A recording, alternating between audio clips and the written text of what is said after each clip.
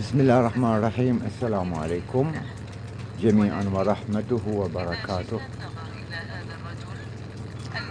كن من تكون ولتكن ما تكون. صلي ما تصلي، تقرأ قرآن ما تقرأ، تعبد ما تعبد، صالح مو صالح، ولكن ماذا؟ فقط لا تأذي الناس، لا تأذي الناس. المقصود من كلمة الناس أخوك، صديقك، قرايبك، ابن عمك، جيرانك إلى آخرها. خلص يومك يا الضيف والخطار، خلص يومك يا الخطار بخير وسلام، وروح بخير وسلام. فإنك إذا عشت يومك بخير وسلام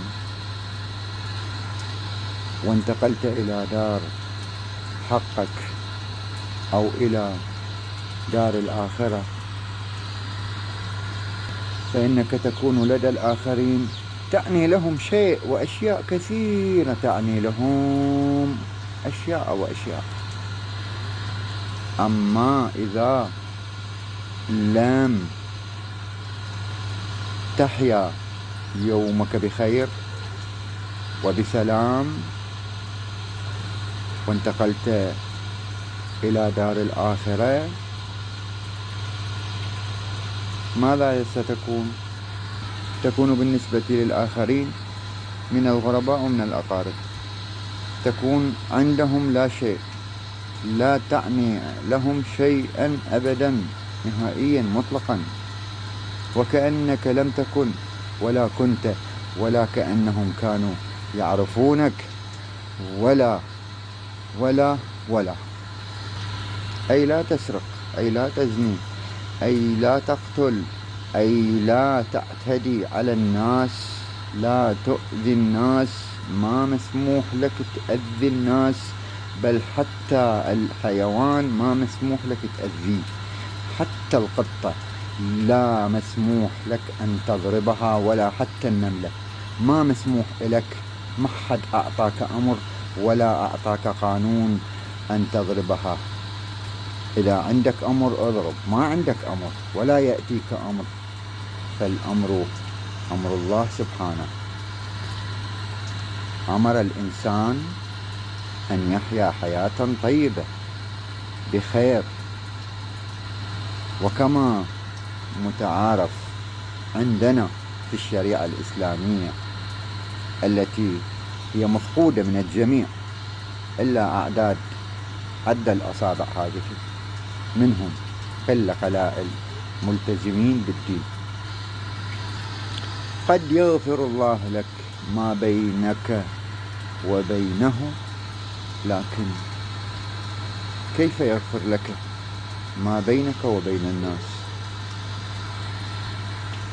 بينك وبين الناس خارج موضوع بين قوسين، لا يتدخل به رب العالمين. فلان ظلمته، كيف تعطيه حقه؟ هنا خلص ما في ذمتك من هذا الإنسان واطلع. إذا طلعت يوم القيامة ياخذ حقه منك بالملم. استوعبت، صدقت ما صدقت، تيقنت ما تيقنت، كذبت، هذا هو اللي حيجري. بعدين هنا اكو إبليس يحرف ويغير ويدخل أفكاره وشياطينه في دمك ومخك، يخليك ما تعرف شو تقول وما تعرف شو تسوي وما تعرف ياهو الصدقة ياهو المصدقة. لكن هذا البلاغ هو شهادة من الشهادات على كل إنسان وعلى نفسي أنا أولا، ومسؤول عن كل كلمة أقولها، لأني ما مستعد أدخل النار بسبب كلمة، ما مستعد على أي شيء. أجلكم وكرمتم أيها الجمهور الكريم هذه الدنيا وما فيها من مجوهرات تحت قدمي، تحت قدمي، تحت قدمي، تحت قدمي، تحت قدمي، تحت قدمي. وهذا الكلام قلته وأنا صغير، وأنا عمري 17 16 15 20. هذا كنت أقوله وأنا ما أتنازل عن هذا الكلام. هذه الدنيا أعيشها باحترام وبسلام وبخير، وأنا أحترمها لله، لكن لن أنصاع ولن أنخدع إليها ولا فيها. أنا آمر الدنيا، مو الدنيا تأمرني.